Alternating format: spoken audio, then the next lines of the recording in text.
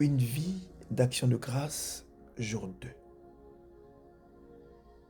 Il peut y avoir une tension.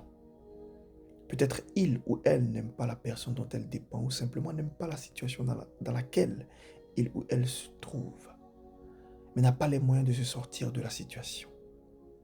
Les athées, par exemple, se retrouvent souvent devant ce problème. Ils n'aiment pas l'idée d'une dépendance quelconque envers Dieu. Ils rejettent le donneur de vie catégoriquement.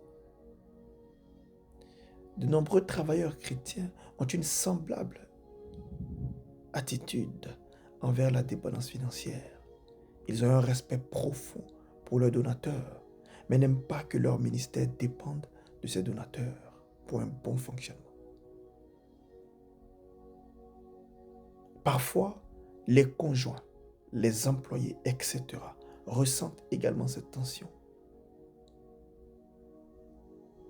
En vérité, l'opposé de la dépendance hostile est la dépendance reconnaissante. La dépendance reconnaissante est l'essence même de l'action de grâce, qui est particulièrement appropriée dans le cas d'un bienfaiteur aimant, en l'occurrence, Dieu le Père.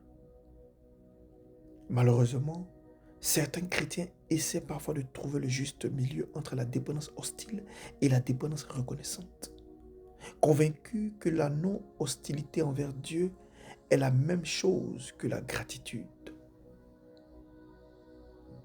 Rien ne pourrait être plus contraire à l'esprit de l'action de grâce. Nous devons développer l'action de grâce en une philosophie de vie globale et active.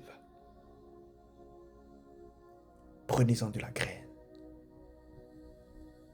conformément à l'écriture qui vous a été proposée.